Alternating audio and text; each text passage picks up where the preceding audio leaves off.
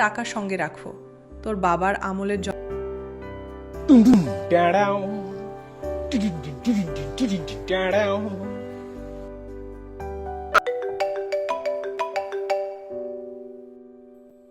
রাহিম, বাবা। ভাই, আমাকে একটা ডাব দাও, খুব তৃষ্ণা পেয়েছে। আমার ওয়ালেট হারিয়ে গেছে।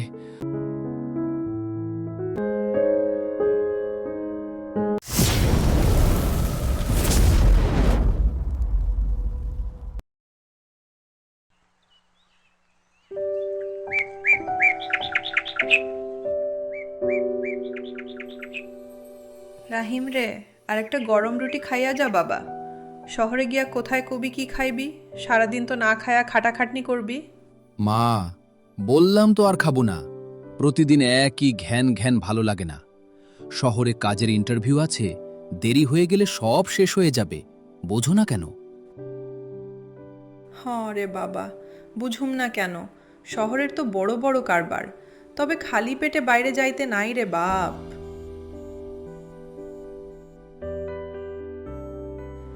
এই কয়টা টাকা সঙ্গে রাখো, তোর বাবার আমলের জমানো কিছু পয়সা ছিল, বিপদে আপদে লাগবো তোর।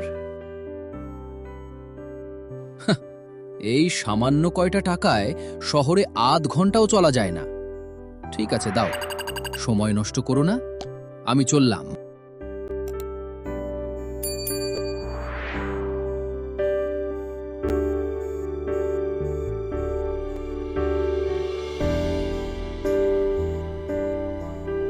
ওহে শহরের হবু নবাবজাদা, বলি একবারে জাঁকজমক সাজগোজ কইরা কোন দিকে রওনা হইলা? গ্রামটা কি আর চোখে ধরে না? গ্রামে বসে থাকলে কি আর কোটিপতি হওয়া যায় কাকা? শহরের মানুষ গাড়ি বাড়ির মালিক হয়। আমি আর এই কাদামাটির ব্যাকওয়ার্ড গ্রামে পড়ে থাকব না। হরে বাপ, শহরে তো গাছে গাছে টাকা ধইরা আছে, খালি ঝাঁকানি দিবা আর পকেটে পড়ব। তা বলি, গত মাসে যে আমার গোয়াল ঘরের পেছনে গিয়া ডাবের পানিতে পা পিছলে একবারে গোবরের বালতিতে সপাত কইরা পইরা গেছিলা, সেই ঘটনাটা শহরের লোকদের শোনাও জানো?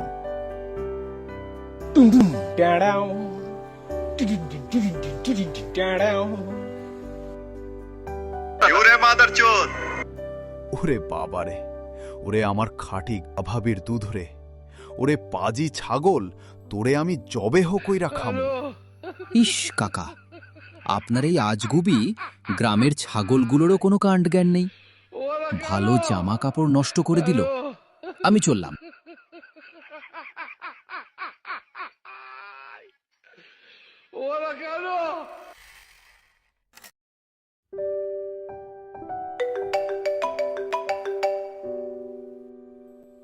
রাহিম, বাবারে, কতদিন তোরে দেখি না। একবার গ্রামে আয় না রে বাপ। বুড়া মানুষ, চোখের আলো কমে আসছে, তোরে একটু ছুঁইয়া দেখতে মন চায়। মা, তোমাকে কতবার বলবো কাজের টাইমে ফোন দেবে না? আমি এখন কোটি টাকার প্রজেক্ট সই করছি। তোমার এই ইমোশনাল ড্রামা শোনার সময় আমার নেই। তোর জন্য বুকটা ফেটে যায় রে রাহিম। টাকা তো প্রতি মাসে ডাবল পাঠাচ্ছি। লোক রাখো, ভালো খাও। টাকার চেয়ে বড় কিছু আছে নাকি এই দুনিয়ায়? টাকা থাকলে সব কেনা যায়। আর ফোন করে বিরক্ত করবে না।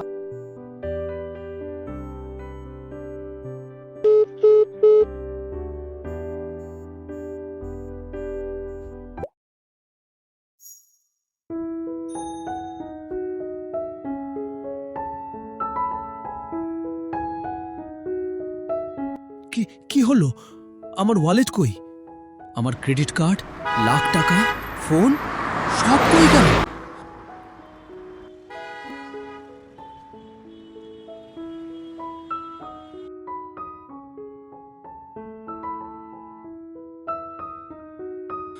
ভাই, আমাকে একটা ডাব দাও, খুব তৃষ্ণা পেয়েছে। আমার ওয়ালেট হারিয়ে গেছে। আমি অনলাইন পে করে দেব। হাও, পেঁচাল পারবেন না তো স্যার? নগদ টাকা বের করেন, নাইলে সরেন এখান থেকে। শহরে ফ্রিতে বাতাসও মিলে না।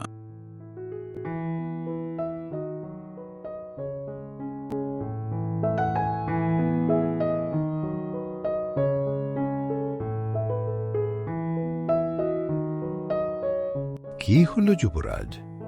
এই ঝলমলে শহরের মাঝখানে তোমাকে এত নিঃস্ব আর অসহায় লাগছে কেন? চাচা, আমার লাখ লাখ টাকা ছিল, কিন্তু আজ আমার কাছে এক বোতল পানি কেনার টাকাও নেই। শহরের হাজার হাজার মানুষ পাশ দিয়ে গেল, কেউ এক ফোঁটা পানি দিয়েও সাহায্য করল না। টাকা দিয়ে তুমি খাবার কিনতে পারো তরুণ, কিন্তু মানুষের সহানুভূতি কিনতে পারো না। এই ব্যস্ত শহর তোমাকে টাকা দিয়েছে, কিন্তু একটা খাঁটি আপন মানুষ দেয়নি।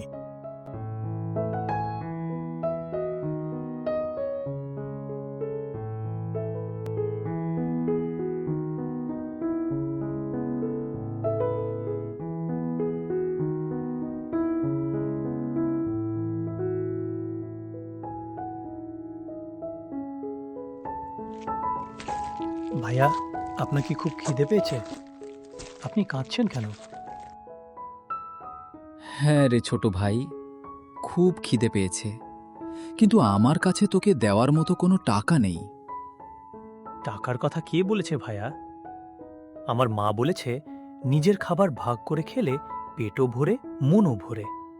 এই নিন, অর্ধেকটা আপনি খান।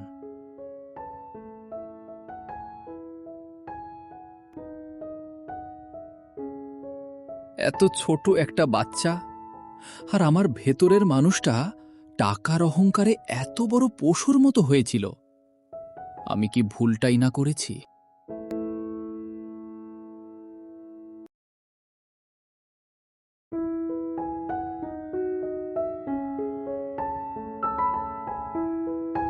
অনুশোচনার এই চোখের জলই প্রমাণ করে তোমার মনের ভেতরের মানুষটা এখনো মরে যায়নি। যে তোমাকে নিঃস্বার্থভাবে ভালোবাসে, সেই মায়ের কাছে ফিরে যাও। আমি মায়ের মন ভেঙেছি চাচা। টাকার দম্ভে মায়ের ভালোবাসাকে অপমান করেছি। আমি আর এক মুহূর্ত এই শহরে থাকব না।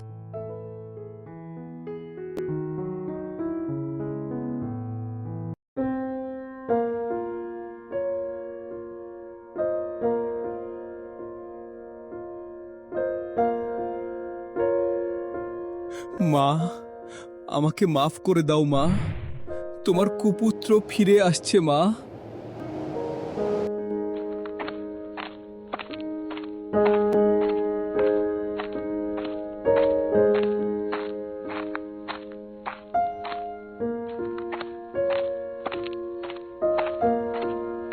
মাগো, মা আমাকে মাফ করে দাও। আমি খুব বড় অন্যায় করেছি মা। টাকার অহংকারে আমি অন্ধ হয়ে গিয়েছিলাম। রাহিম, আমার সোনা বাবারে, কি সব বলিস তুই? সন্তান কি কখনো মায়ের কাছে পর হতে পারে? তুই ভালোয় ভালোয় ফিরে এসেছিস, আমার আর কিচ্ছু চাই না বাবা। এই দুনিয়ায় টাকার চেয়ে মায়ের ভালোবাসার দাম যে হাজার গুণ বেশি, তা আমি আজ হাড়ে হাড়ে টের পেয়েছি মা।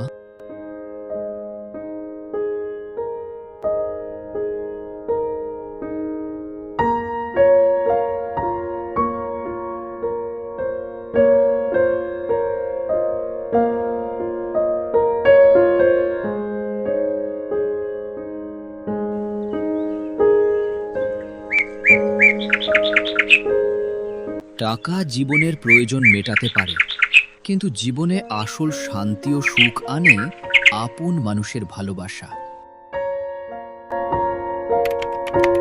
টাকা দিয়ে পৃথিবীর সব আরাম আয়েশ কেনা সম্ভব, কিন্তু মায়ের নিঃস্বার্থ ভালোবাসা আর মানুষের খাঁটি সহানুভূতি কখনো কেনা যায় না।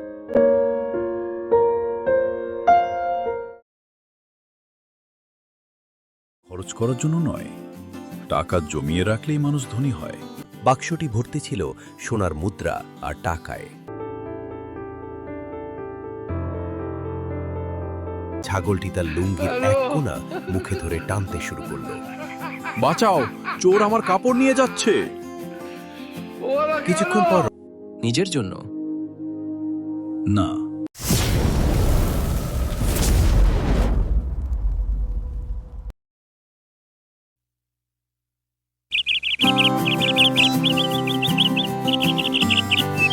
সবুজে ঘেরা একটি শান্ত গ্রামে বাস করত রহিম নামের এক বৃদ্ধ। সারা জীবন পরিশ্রম করে সে অনেক টাকা জমিয়েছিল, কিন্তু আশ্চর্যের বিষয় হল এত টাকা থাকা সত্ত্বেও সে নিজের জন্য ভালো খাবার কিনত না, নতুন কাপড় পরত না, এমনকি গ্রামের কোনো দরিদ্র মানুষকেও সাহায্য করত না। সবাই তাকে কৃপণ রহিম বলেই চিনত। টাকা খরচ করার জন্য নয়, টাকা জমিয়ে রাখলেই মানুষ ধনী হয়। আজ 1 টাকা বাঁচলে কাল 2 টাকা বাড়বে। গ্রামের মানুষ তার এই স্বভাব দেখে অবাক হতো। কেউ তাকে পছন্দ করত না, কিন্তু রহিম তাতে মোটেও চিন্তিত ছিল না। চাচা, এত টাকা জমিয়ে কি হবে? নিজের জন্যও তো কিছু খরচ করেন না। তুমি তোমার কাজ করো, আমার টাকা আমি জানি কিভাবে রাখতে হয়। রহিমের মনে সবসময় একটাই চিন্তা, তার গুপ্তধন যেন নিরাপদ থাকে।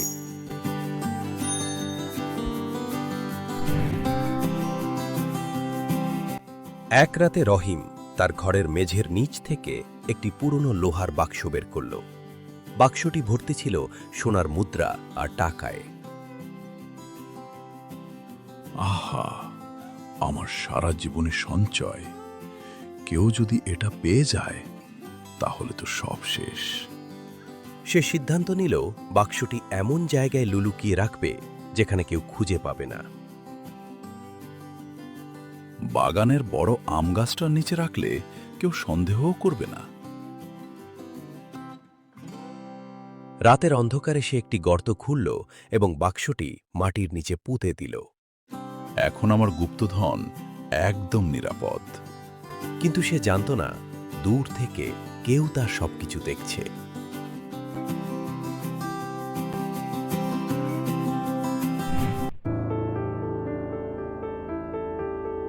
পরদিন থেকে রহিমের একটি অদ্ভুত অভ্যাস শুরু হলো। সে প্রতিদিন বাগানে যেত এবং গুপ্তধন আছে কিনা দেখে আসত। দেখি তো সব ঠিক আছে কিনা। সে মাটি খুঁড়ে বাক্স দেখত, আবার ঢেকে রাখত।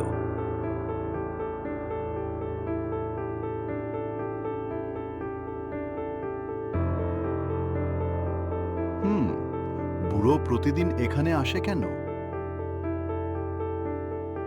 কয়েকদিন পর্যবেক্ষণ করার পর জসিম বুঝে গেল রহস্যটা।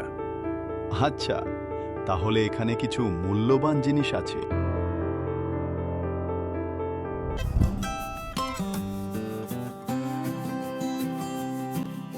সেদিন রাতেও রহিম তার গুপ্তধন দেখতে বের হল। কে ওখানে? চোর নাকি? একটি ছাগল ঝোপ থেকে বেরিয়ে এলো। আরে বাবা! ভয়ে রহিম লাফ দিয়ে পিছনে পড়ে গেল। ঠিক তখন ছাগলটি তার লুঙ্গির এক কোণা মুখে ধরে টানতে শুরু করল। বাঁচাও, চোর আমার কাপড় নিয়ে যাচ্ছে। কিছুক্ষণ পর রহিম বুঝতে পারল যে সেটা গ্রামের দুষ্টু ছাগল। আমি তো ভেবেছিলাম ডাকাত এসেছে।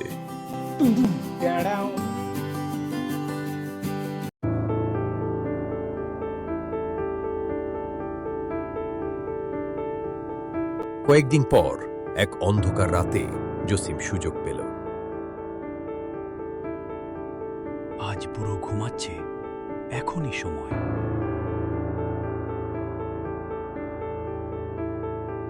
সে চুপি চুপি বাগানে ঢুকল।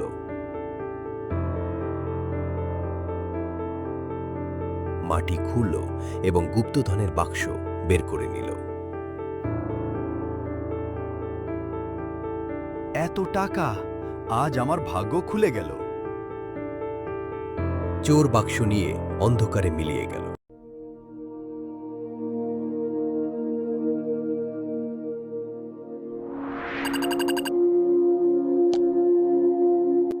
পরদিন সকালে রহিম আগের মতো গুপ্তধন দেখতে গেল।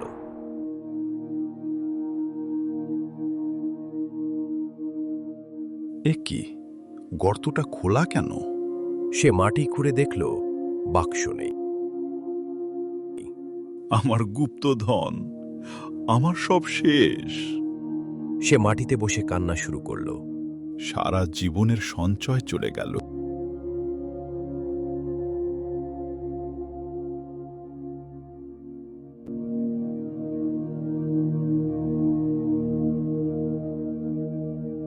রহিমের কান্নার খবর পুরো গ্রামে ছড়িয়ে পড়ল।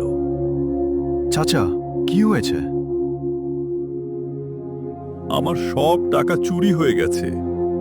এত টাকা ছিল আপনার? কিন্তু আপনি তো কখনো সেই টাকা ব্যবহারই করেননি। সবাই অবাক হয়ে গেল।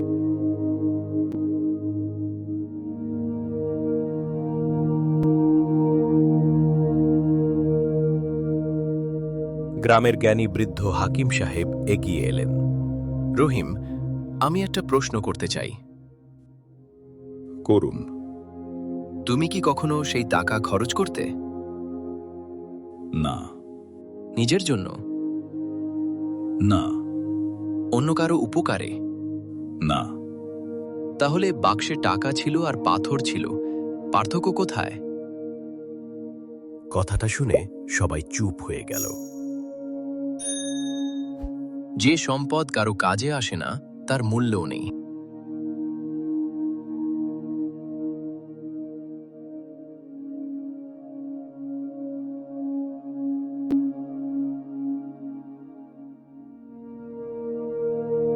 সেদিন রাতে রহিম ঘুমাতে পারল না।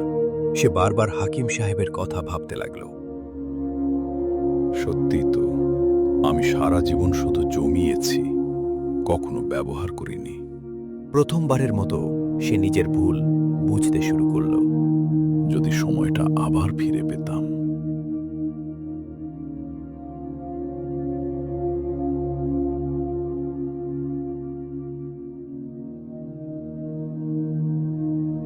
পরদিন থেকে সে বদলে যাওয়ার সিদ্ধান্ত নিল।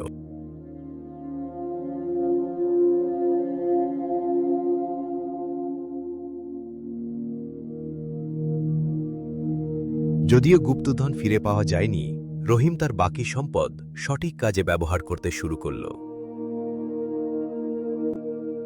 সে গ্রামের দরিদ্র মানুষদের সাহায্য করল, স্কুলের ছাত্রদের বই কিনে দিল, অসহায় বৃদ্ধদের খাবার দিল। রহিম চাচা অনেক বদলে গেছেন। আজ বুঝেছি, টাকা জমিয়ে রাখার মধ্যে সুখ নেই, সুখ আছে মানুষের উপকার করার মধ্যে। ধীরে ধীরে গ্রামের মানুষের ভালোবাসা ফিরে পেল রহিম। জীবনের শেষ সময়ে সে বুঝতে পারল, আসল গুপ্তধন সোনা বা টাকা নয়, মানুষের ভালোবাসা এবং সৎ কাজ।